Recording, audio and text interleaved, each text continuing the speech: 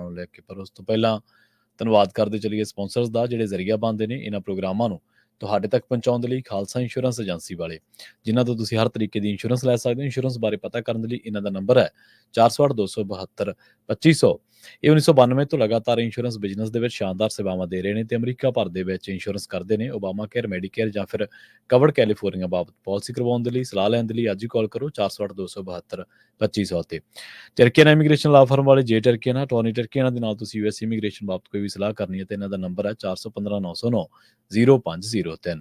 Jaswinder Singh, Nachhattar Kaur Nagra Roswell, Charan Singh Sukhwinder Dhaliwal Arizona, Krishan Dhanota Yuba City, Baljinder Singh ਨੇ ਜਰੂਡਲੈਂਡ, Paramjit Kaur Angi Vacaville, Pritpal Singh Sidhu Fresno, GN leave ਵਾਲੇ ਟਰੱਕ ਵਾਸ਼ ਕਰਦੇ ਨੇ, ਆਇਲ ਚੇਂਜ ਕਰਦੇ ਨੇ, 에ਅਰ ਬ੍ਰੇਕਾਂ ਦਾ ਕੰਮ ਤਸੱਲੀ ਬਖਸ਼ ਕਰਵਾ ਸਕਦੇ, ਨਵੇਂ ਪੁਰਾਣੇ ਟਾਇਰ ਵੀ ਇਹਨਾਂ ਤੋਂ ਮਿਲਦੇ ਨੇ। ਲੋਕੇਸ਼ਨ ਸੈਂਤਾ ਨੀਲਾ ਦੀ ਨੀਮਾ ਸੋਤਾ ਦੇ ਨਾਲ ਗੱਲ ਕੀਤੀ ਜਾ ਸਕਦੀ ਹੈ 209 277 0113 ਤੇ ਐਂਟੀਲੂਪ ਟਰੱਕ ਸਟਾਪ ਵਾਲੇ। ਇਹਨਾਂ ਸਾਰੇ ਹੀ ਸਪਾਂਸਰਸ ਦਾ ਬਹੁਤ ਬਹੁਤ ਧੰਨਵਾਦ। ਤੇ ਜੇਕਰ ਤੁਸੀਂ ਵੀ ਪੰਜਾਬੀ ਰੇਡੀਓ USA ਦੇ ਇਹਨਾਂ ਪ੍ਰੋਗਰਾਮਾਂ ਨੂੰ ਸਪਾਂਸਰ ਕਰਨਾ ਚਾਹੁੰਦੇ ਹੋ ਤਾਂ ਸਟੂਡੀਓ ਦਾ ਨੰਬਰ ਹੈ 408 272 5200। ਅੱਜ ਦਾ ਇਹ ਖਬਰ ਤੇ ਨਜ਼ਰ ਪ੍ਰੋਗਰਾਮ ਸਾਲ 2024 ਦੀ 3 ਮਈ ਦਾ ਪ੍ਰੋਗਰਾਮ ਹੈ ਤੇ ਦਿਨ ਅੱਜ ਸ਼ੁੱਕਰਵਾਰ ਹੈ।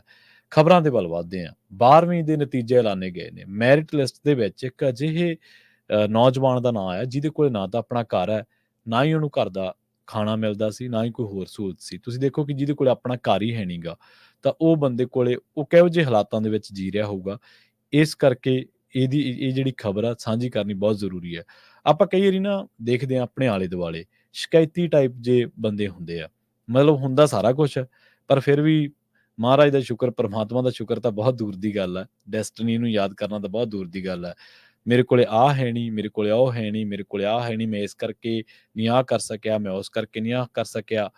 ਮਤਲਬ ਇੰਗਲਿਸ਼ ਦੀ ਇੱਕ ਕਹਾਵਤ ਹੈ ਕਿ ਕਹਿੰਦੇ ਕਿ ਇੱਕ ਸਕਸੈਸਫੁਲ ਬੰਦੇ ਕੋਲੇ ਇੱਕ ਰੀਜ਼ਨ ਹੁੰਦਾ ਤੇ ਇੱਕ ਫੇਲੀਅਰ ਬੰਦੇ ਕੋਲੇ, ਜਿਹੜਾ ਫੇਲ ਬੰਦਾ ਹੁੰਦਾ, ਉਹਦੇ ਕੋਲੇ ਸਿਰਫ ਤੇ ਸਿਰਫ ਐਕਸਕਿਊਜ਼ਸ ਹੁੰਦੇ ਆ।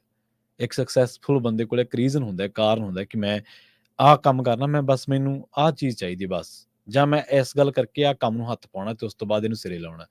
ਜਦ ਕਿ ਦੂਜੇ ਪਾਸੇ ਜਿਹੜਾ ਫੇਲ ਬੰਦਾ ਹੁੰਦਾ, ਜਿਹੜਾ ਨਾਕਾਮਯਾਬ ਹੁੰਦਾ, ਉਹਦੇ ਕੋਲ ਸਿਰਫ ਬਹਾਨੇ ਹੁੰਦੇ ਆ, ਮੈਂ ਇਸ ਕਰਕੇ ਨਹੀਂ ਕਰ ਸਕਿਆ, ਮੈਂ ਇਸ ਕਰਕੇ ਨਹੀਂ ਕਰ ਸਕਿਆ। ਨੂਰਪੁਰ ਜ਼ਿਲ੍ਹੇ ਦੇ ਨੂਰਪੁਰ ਬੇਦੀ ਦੇ ਅਧੀਨ ਇੱਕ ਸਕੂਲ ਪੈਂਦਾ ਹੈ, senior secondary smart school Kanpur Khuhi. ਇੱਥੋਂ ਦਾ ਵਿਦਿਆਰਥੀ ਹੈ ਰਾਮ ਲਾਲ। ਉਹਨੇ ਜਿਹੜਾ ਬੀਤੇ ਦਿਨੀ ਪੰਜਾਬ ਸਕੂਲ ਸਿੱਖਿਆ ਬੋਰਡ ਦੇ ਵੱਲੋਂ 12ਵੀਂ ਕਲਾਸ ਦੇ ਜਿਹੜੇ ਨਤੀਜੇ ਐਲਾਨੇ ਗਏ ਆ, ਇਹਦੇ ਵਿੱਚ ਆਪਣਾ ਨਾਮ ਮੈਰਿਟ ਸੂਚੀ ਦੇ ਵਿੱਚ ਦਰਜ ਕਰਵਾਇਆ। ਵਿਦਿਆਰਥੀ ਦਾ ਨਾਮ ਰਾਮ ਲਾਲ ਹੈ ਤੇ ਉਹਨੇ JEE ਦੀ ਜਿਹੜੀ ਮੇਨ ਪ੍ਰੀਖਿਆ ਉਹ ਵੀ ਪਾਸ ਕਰ ਲਈ ਹੈ। ਰਾਮ ਲਾਲ ਦੇ ਪਿਤਾ ਬੁੱਧਪਾਲ ਇੱਕ ਪ੍ਰਵਾਸੀ ਮਜ਼ਦੂਰ ਹੈ ਤੇ ਰਾਮ ਲਾਲ 9ਵੀਂ ਕਲਾਸ ਦੇ ਵਿੱਚ ਸੀਗੇ ਜਦੋਂ ਉਹਨਾਂ ਦੀ ਮਾਤਾ ਦਾ ਦੇਹਾਂਤ ਹੋ ਗਿਆ ਸੀਗਾ। ਰਾਮ ਲਾਲ ਆਪਣੇ ਪਿਤਾ ਬੁੱਧਪਾਲ ਤੇ ਆਪਣੇ ਭਰਾ ਸ਼ਿਵਦਿਆਲ ਦੇ ਨਾਲ ਝੁੱਗੀ ਚੌਂਪੜੀ ਦੇ ਵਿੱਚ ਰਹਿੰਦਾ ਹੈ, ਜਿੱਥੇ ਲਾਈਟ ਦਾ ਕੋਈ ਪ੍ਰਬੰਧ ਨਹੀਂ ਹੈ। ਜਿਸ ਮਗਰੋਂ ਸਕੂਲ ਦੇ ਅਧਿਆਪਕਾਂ ਨੇ ਉਹਨਾਂ ਨੂੰ ਸਕੂਲ ਦੇ ਵਿੱਚ ਹੀ ਰਹਿਣ ਦੇ ਲਈ ਇੱਕ ਕਮਰਾ ਦੇ ਦਿੱਤਾ ਤੇ ਬੁੱਧਪਾਲ ਨੂੰ ਨੌਕਰੀ ਦੇ ਦਿੱਤੀ। ਇਹਦਾ ਪਿਤਾ ਪੰਜਾਬ ਆਇਆ ਤੇ ਉਸ ਤੋਂ ਬਾਅਦ ਇਹਨੇ ਦੋਵੇਂ ਪੁੱਤਾਂ ਰਾਮ ਲਾਲ ਤੇ ਸ਼ਿਵਦਿਆਲ ਨੂੰ ਸਰਕਾਰੀ senior secondary school smart school Kanpur Khuhi ਦੇ ਪ੍ਰਿੰਸੀਪਲ ਅਨਿਲ ਕੁਮਾਰ ਜੋਸ਼ੀ ਤੇ ਉਹਨਾਂ ਦੇ ਸਟਾਫ ਦੇ ਕਹਿਣ ਤੇ ਸਕੂਲ ਦੇ ਵਿੱਚ ਦਾਖਲ ਕਰਵਾ ਦਿੱਤਾ। ਜਿਹੜਾ ਬੁੱਧਪਾਲ ਆ ਉਹ ਕਹਿੰਦਾ ਕਿ 2007 ਦੇ ਵਿੱਚ ਅਸੀਂ ਪੰਜਾਬ ਆਏ ਸੀਗੇ, ਉਸ ਤੋਂ ਬਾਅਦ ਇਹਨਾਂ ਜਵਾਕਾਂ ਨੂੰ ਮੈਂ ਸਕੂਲ ਦੇ ਵਿੱਚ ਦਾਖਲ ਕਰਵਾਇਆ। ਸਕੂਲ ਦੇ ਵਿੱਚ ਪੜ੍ਹਾਈ ਚੰਗੀ ਸੀ, ਪਰ ਸਕੂਲ ਤੋਂ ਬਾਅਦ ਝੁੱਗੀਆਂ ਦੇ ਵਿੱਚ ਬਿਜਲੀ ਦਾ ਪ੍ਰਬੰਧ ਨਾ ਹੋਣ ਕਰਕੇ ਦੋਵੇਂ ਭਰਾ ਦੀਵੇ ਦੀ ਲੋ ਦੇ ਵਿੱਚ ਆਪਣੀ ਪੜ੍ਹਾਈ ਕਰਦੇ ਸੀਗੇ। ਉਹ ਅੱਗੇ ਦੱਸਦੇ ਆ ਕਿ ਉਹਨਾਂ ਨੇ ਦੋਵਾਂ ਤੋਂ ਕਦੇ ਕੰਮ ਨਹੀਂ ਕਰਾਇਆ, ਉਹ ਮਜ਼ਦੂਰੀ ਕਰਦੇ ਆ ਪਰ ਆਪਣੇ ਬੱਚਿਆਂ ਨੂੰ ਪੜ੍ਹਾ ਲਿਖਾ ਕੇ ਚੰਗਾ ਅਫਸਰ ਬਣਾਉਣਾ ਚਾਹੁੰਦੇ ਆ। ਉਹ ਮਾਣ ਮਹਿਸੂਸ ਕਰਦੇ ਆ ਜੋ ਸੁਪਨਾ ਉਹਨਾਂ ਨੇ ਦੇਖਿਆ ਸੀ ਤੇ ਉਹਨਾਂ ਦੇ ਦੋਵੇਂ ਪੁੱਤ ਮਿਹਨਤ ਦੇ ਨਾਲ ਪੜ੍ਹਾਈ ਕਰਕੇ ਪੂਰਾ ਕਰ ਰਹੇ ਨੇ। ਉਹ ਕਹਿੰਦੇ ਕਿ ਉਹ ਭਾਵੁਕ ਹੋ ਕੇ ਉਹਨਾਂ ਦੀਆਂ ਅੱਖਾਂ ਦੇ ਵਿੱਚ ਹੰਝੂ ਆ ਗਏ ਜਦੋਂ ਇਹ ਗੱਲਬਾਤ ਕਰ ਰਹੇ ਸੀਗੇ। ਉਹ ਕਹਿੰਦੇ ਕਿ ਜਦੋਂ 12ਵੀਂ ਕਲਾਸ ਦਾ ਨਤੀਜਾ ਆਇਆ ਤੇ ਦੇਖਿਆ ਤੇ ਪਤਾ ਲੱਗਿਆ ਕਿ ਰਾਮ ਲਾਲ ਮੈਰਿਟ ਲਿਸਟ ਦੇ ਵਿੱਚ ਹੈ ਤੇ ਉਹਦੇ ਮੈਂ ਖੇਤ ਦੇ ਵਿੱਚ ਕਣਕ ਵੱਢਣ ਗਿਆ ਹੋਇਆ ਸੀ ਕਿਸੇ ਦੀ ਦਿਹਾੜੀ ਤੇ ਉਹ ਕਹਿੰਦੇ ਕਿ ਜਦੋਂ ਮੈਨੂੰ ਪਤਾ ਲੱਗਿਆ ਕਿ ਉਹ ਮੈਰਿਟ ਲਿਸਟ ਦੇ ਵਿੱਚ ਆ ਗਿਆ ਤੇ ਮੈਂ ਕਹਿੰਦਾ ਵਾਢੀ ਛੱਡ ਕੇ ਉਹਨੂੰ ਜੱਫੀ ਪਾਈ, ਆਪਣੀਆਂ ਬਾਹਾਂ ਦੇ ਵਿੱਚ ਲਿਆ ਤੇ ਭਾਵੁਕਤਾ ਦੇ ਵਿੱਚ ਕਹਿੰਦਾ ਮੇਰੀਆਂ ਅੱਖਾਂ ਵਹਿ ਤੁਰੀਆਂ। ਤੇ ਉਹਨੇ ਦੇਖੋ ਦੀ ਮਾਤਾ ਵਿਚਾਰੀ ਦਾ ਦੇਹਾਂਤ ਹੋ ਗਿਆ ਤੇ ਉਹ ਕਹਿੰਦੇ ਕਿ ਉਹ ਵੀ ਆਪਣੀ ਮਾਤਾ ਨੂੰ ਯਾਦ ਕਰਕੇ ਭਾਵੁਕ ਹੋ ਗਿਆ, ਰੋਣ ਲੱਗ ਪਿਆ। ਉਹਨੂੰ ਲੱਗਿਆ ਕਿ ਜੇਕਰ ਅੱਜ ਮੇਰੀ ਮਾਂ ਹੁੰਦੀ ਤਾਂ ਉਹ ਕਿੰਨੀ ਖੁਸ਼ ਹੋਣੀ ਸੀ। ਰਾਮ ਲਾਲ ਨੇ ਉਹ ਕਹਿੰਦੇ ਕਿ ਅਸੀਂ ਸਕੂਲ ਦੇ ਕਮਰੇ ਦੇ ਵਿੱਚ ਰਾਤ ਭਰ ਬਹਿ ਕੇ ਪੜ੍ਹਦੇ ਸੀਗੇ ਤੇ ਸਾਡੇ ਪਿਤਾ ਸਾਰੀ ਰਾਤ ਚੌਕੀਦਾਰੀ ਦੀ ਡਿਊਟੀ ਨਿਭਾਉਂਦੇ ਸੀਗੇ। ਉਹਨੇ ਕੋਈ ਟਿਊਸ਼ਨ ਨਹੀਂ ਰੱਖੀ ਕਦੇ ਤੇ ਜੋ ਕੰਮ ਸਕੂਲ ਅਧਿਆਪਕਾਂ ਵੱਲੋਂ ਕਰਵਾਇਆ ਜਾਂਦਾ ਸੀ ਉਹਨੂੰ ਰੋਜ਼ਾਨਾ ਦੁਹਰਾਉਂਦਾ ਸੀ ਤੇ YouTube ਦੀ ਉੱਤੇ ਉਹਦੀ ਮਦਦ ਲੈਂਦਾ ਸੀ, ਜਿਹੜੀ ਗੱਲ ਕੋਈ ਸਮਝ ਨਹੀਂ ਸੀ ਆਉਂਦੀ। ਇਸ ਟਾਈਮ ਉਹ ਸਿਵਲ ਇੰਜੀਨੀਅਰ ਬਣਨਾ ਚਾਹੁੰਦਾ ਹੈ ਤੇ ਆਪਣਾ ਘਰ ਬਣਾਉਣਾ ਉਹਦਾ ਸੁਪਨਾ ਹੈ। ਰਾਮ ਲਾਲ ਆਪਣੇ ਸਕੂਲ ਅਧਿਆਪਕਾਂ ਖਾਸ ਕਰਕੇ ਪ੍ਰਿੰਸੀਪਲ ਵੱਲੋਂ ਉਤਸ਼ਾਹਿਤ ਕੀਤੇ ਜਾਣ ਤੇ ਆਰਥਿਕ ਮਦਦ ਕਰਨ ਨੂੰ ਆਪਣੀ ਸਫਲਤਾ ਪਿਛਲੀ ਤਾਕਤ ਦੱਸਦਾ ਹੈ। ਉਹਦੇ ਮੁਤਾਬਕ ਉਹਨਾਂ ਦੇ ਦੁਪਹਿਰ ਤੇ ਰਾਤ ਦੇ ਖਾਣੇ ਦਾ ਪ੍ਰਬੰਧ ਵੀ ਸਕੂਲ ਵਿਚਲੀ ਮਿਡ ਡੇ ਮੀਲ ਸਕੀਮ ਦੇ ਨਾਲ ਹੀ ਹੋ ਜਾਂਦਾ ਸੀਗਾ। ਦੇਖੋ, ਇੱਕ ਚੀਜ਼ ਇਹਦੇ ਵਿੱਚ ਥੋੜ੍ਹੀ ਜਿਹੀ ਆਪਾਂ ਹੋਰ ਐਡ ਕਰ ਦਈਏ, ਇਹ ਪੰਜਾਬ ਦੀ ਧਰਤੀ ਹੈ ਜੀ, ਜਿਹੜੀ ਹਰ ਇੱਕ ਨੂੰ ਗਲ ਨਾਲ ਲਾਉਂਦੀ ਹੈ। ਸਕੂਲ ਤਾਂ ਰਾਜਸਥਾਨ ਦੇ ਵਿੱਚ ਵੀ ਹੈ। ਉੱਥੇ ਸਕੂਲ ਦੇ ਵਿੱਚ ਇੱਕ ਦਲਿਤ ਭਾਈਚਾਰੇ ਤੋਂ ਆਉਂਦੇ ਵਿਦਿਆਰਥੀ ਨੇ ਇੱਕ ਘੜੇ ਨੂੰ ਹੱਥ ਲਾਤਾ। ਹੁਣ ਮਾਸਟਰ ਦੀ ਸੋਚ ਆ ਨਾ, ਇੱਥੇ ਪ੍ਰਿੰਸੀਪਲ ਕਹਿ ਰਿਹਾ ਕਿ ਤੇਰੇ ਕੋਲੇ ਝੁੱਗੀ ਝੌਂਪੜੀ ਹੈ, ਤੇਰੇ ਕੋਲੇ ਲਾਈਟ ਦਾ ਪ੍ਰਬੰਧ ਹੈ ਨਹੀਂ, ਤੂੰ ਸਕੂਲ ਦੇ ਵਿੱਚ ਇੱਕ ਕਮਰਾ ਖਾਲੀ ਹੈ, ਉੱਥੇ ਆ ਜਾ, ਮਿਡ ਡੇ ਮੀਲ ਚ ਖਾਣਾ ਖਾ ਲਾ, ਕੋਈ ਫਰਕ ਨਹੀਂ ਪੈਂਦਾ। 2 ਬੰਦੇ ਛਕ ਲੈਣਗੇ, 3 ਛਕ ਲੈਣਗੇ, ਕੋਈ ਗੱਲ ਨਹੀਂ, ਦਰਿਆ ਦਿਲੀ ਆ ਨਾ। ਉੱਥੇ ਕੀ ਕਹਿ ਰਿਹਾ, ਉੱਥੇ ਪ੍ਰਿੰਸੀਪਲ ਨੇ ਇੱਕ ਮੁੰਡੇ ਨੂੰ ਮਾਰਤਾ, ਕੁੱਟ ਕੇ ਉਹਨੂੰ ਇੰਨਾ ਕੁੱਟਿਆ, ਉਹਦੀ ਮੌਤ ਹੋ ਗਈ ਹਸਪਤਾਲ ਦੇ ਵਿੱਚ ਜਾ ਕੇ, ਕਿ ਤੂੰ ਮੇਰੇ ਪਾਣੀ ਪੀਣ ਵਾਲੇ ਘੜੇ ਨੂੰ ਹੱਥ ਲਾਇਆ। ਹੁਣ ਦੇਖੋ, ਫਰਕ ਤਾਂ ਤਹਿਜ਼ੀਬ ਦਾ ਹੀ ਹੈ ਨਾ, ਧਰਤੀ ਦਾ। ਤੁਸੀਂ ਕਹੋਗੇ ਕਿ ਹਰ ਗੱਲ ਦੇ ਵਿੱਚ ਤੁਸੀਂ ਪੰਜਾਬ ਵਾੜ ਲੈਂਦੇ ਹੋ, ਹਰ ਗੱਲ ਦੇ ਵਿੱਚ ਤੁਸੀਂ ਪੰਜਾਬ ਦੀ ਗੱਲ ਕਰਦੇ ਹੋ। ਸਾਡੀ ਧਰਤੀ ਤੋਂ ਮਿਲਿਆ ਸੰਦੇਸ਼ ਹੀ ਇੰਨਾ ਸੋਹਣਾ ਹੈ, ਮਨੁੱਖਤਾ ਦਾ, ਭਾਈਚਾਰਕ ਸਾਂਝ ਦਾ, ਮਿਲਵਰਤਨ ਦਾ, ਕਿ ਉਹ ਦੁਨੀਆ 'ਚ ਕਿਤੇ ਹੋਰ ਨਹੀਂ ਮਿਲਦਾ। ਆਪਾਂ ਅਕਸਰ ਇਹ ਗੱਲ ਕਹਿੰਦੇ ਹੁੰਦੇ ਹਾਂ ਕਿ ਲੋਕ ਕਹਿੰਦੇ ਕਿ ਸਾਡੇ ਲੀਡਰ ਕਹਿੰਦੇ ਨੇ ਕਿ ਕੈਲੀਫੋਰਨੀਆ ਬਣਾਉਣਾ ਅਸੀਂ ਪੰਜਾਬ ਨੂੰ। ਠੀਕ ਹੈ, ਕੈਲੀਫੋਰਨੀਆ 'ਚ ਕੁਦਰਤ ਤੌਰ ਤੇ ਬਖਸ਼ਿਸ਼ ਦੀ ਕੋਈ ਕਮੀ ਨਹੀਂ, ਅਸੀਂ ਮੰਨਦੇ ਹਾਂ। ਕੈਲੀਫੋਰਨੀਆ 'ਚ ਕੋਈ ਘਾਟ ਨਹੀਂ ਹੈ। ਦੁਨੀਆ ਭਰ ਦਾ ਸੋਹਣਾ ਮੌਸਮ, ਦੁਨੀਆ ਭਰ ਦੀਆਂ ਰੁੱਤਾਂ ਇੱਥੇ ਮੌਜੂਦ ਨੇ।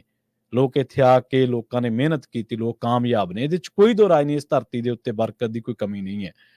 ਪਰ ਤੁਸੀਂ ਪੰਜਾਬ ਨੂੰ ਪੰਜਾਬ ਹੀ ਬਣਾ ਕੇ ਦੇਖ ਲਓ, ਖਬਰਾਂ ਉਦੋਂ ਸੋਹਣਾ ਹੋਵੇ। ਪੰਜਾਬ ਤਾਂ ਸਾਡਾ ਇਹ ਜਿਹਾ ਸੀ ਜਿੱਥੇ ਯੂਰਪੀਅਨ ਲੋਕ ਉੱਥੇ ਨੌਕਰੀ ਕਰਨ ਆਉਂਦੇ ਸੀ, ਖਾਲਸਾ ਰਾਜ ਦੇ ਵਿੱਚ।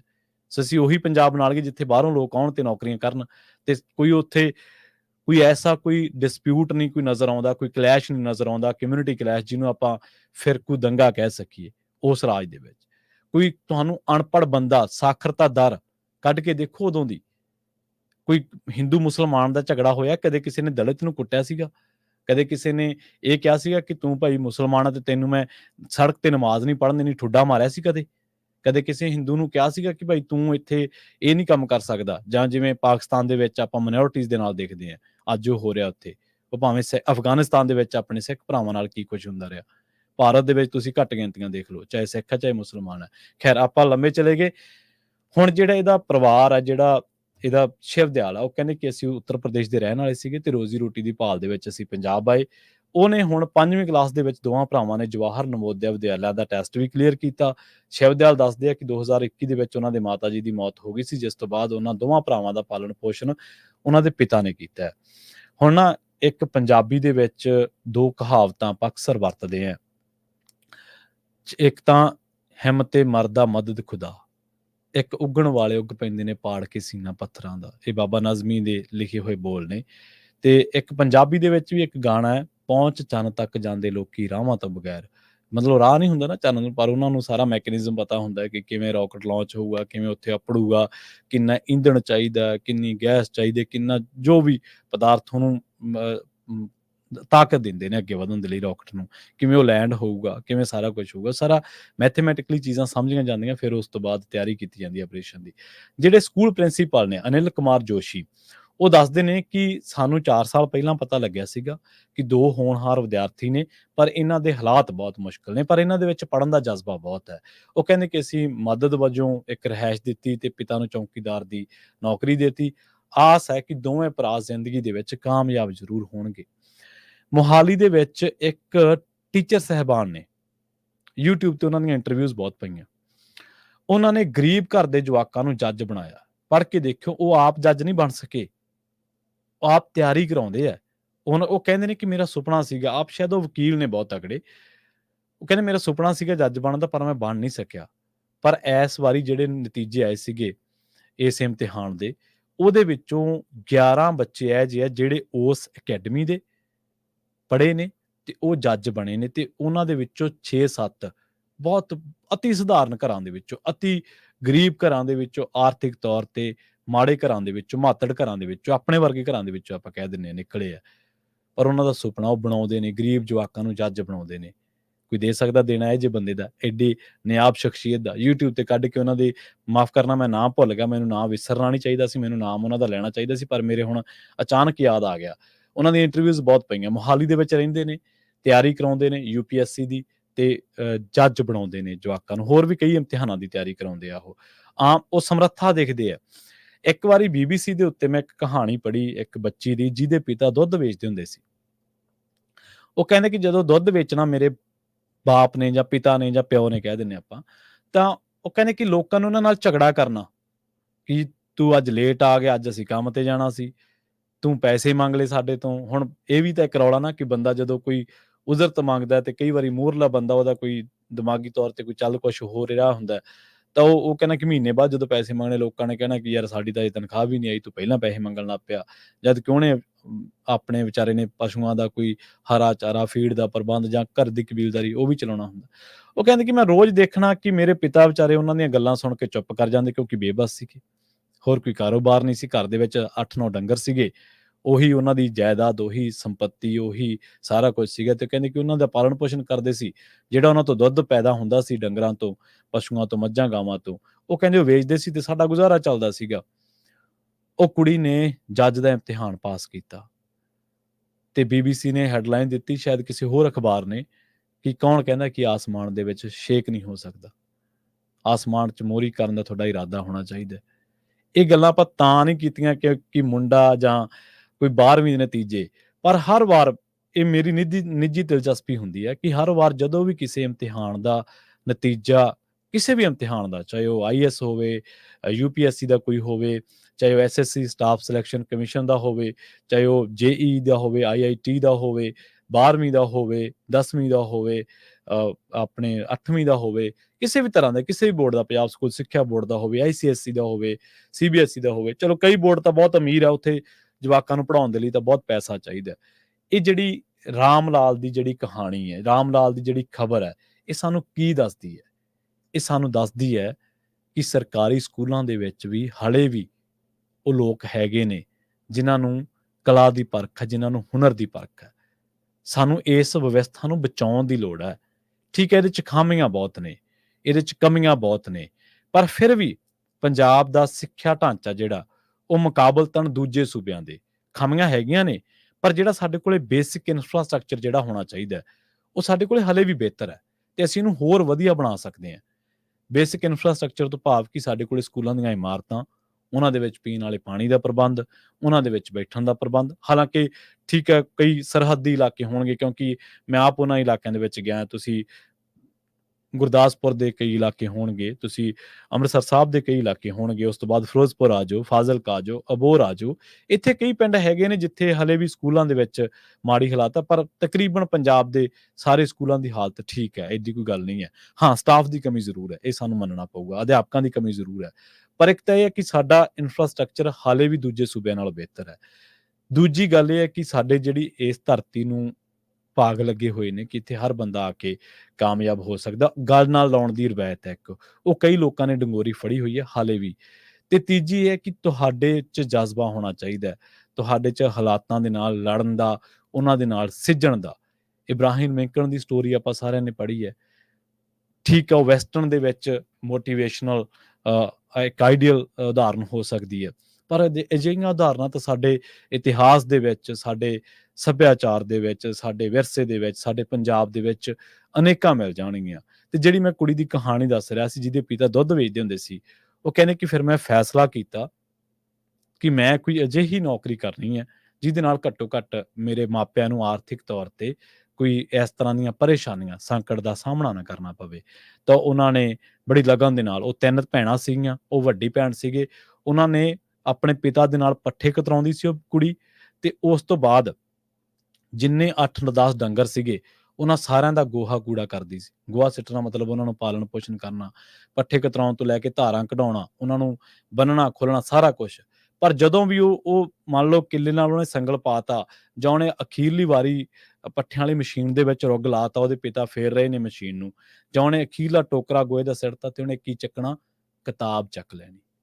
ਇਸੇ ਕਰਕੇ ਆਪਾਂ ਕਿਤਾਬ ਨੂੰ, ਗਿਆਨ ਨੂੰ ਮਹਾਨ ਮੰਨਿਆ ਜਾਂਦਾ। ਦੁਨੀਆ ਦੇ ਜਿੰਨੇ ਫਿਲਾਸਫਰ ਨੇ, ਜਿੰਨੇ ਦੁਨੀਆ ਦੇ ਵਿੱਚ ਮਹਾਨ ਵਿਅਕਤੀ ਹੋਏ ਨੇ, ਜਿੰਨੀਆਂ ਵੱਡੇ ਲੋਕਾਂ ਦੀਆਂ, ਜਿਨ੍ਹਾਂ ਨੇ ਧਾਰਮਿਕ ਤੌਰ ਤੇ ਵੀ ਆਪਾਂ ਨੂੰ ਜਿਨ੍ਹਾਂ ਨੇ ਸੇਧ ਦਿੱਤੀ ਹੈ, ਪੀਰਾਂ, ਫ਼ਕੀਰਾਂ, ਗੁਰੂਆਂ ਨੇ, ਉਹਨਾਂ ਨੇ ਇਸੇ ਕਰਕੇ ਸ਼ਬਦ ਨੂੰ ਮਹਾਨ ਮੰਨਿਆ, ਇਸੇ ਕਰਕੇ ਤਾਲੀਮ ਨੂੰ, ਵਿੱਦਿਆ ਨੂੰ, ਪੜ੍ਹਾਈ ਨੂੰ ਮਹਾਨ ਕਿਹਾ, ਕਿਉਂਕਿ ਤੁਹਾਡੀ ਜ਼ਿੰਦਗੀ ਬਦਲ ਸਕਦੀ ਹੈ, ਤੁਹਾਡੇ ਹਾਲਾਤ ਬਦਲ ਸਕਦੀ ਹੈ।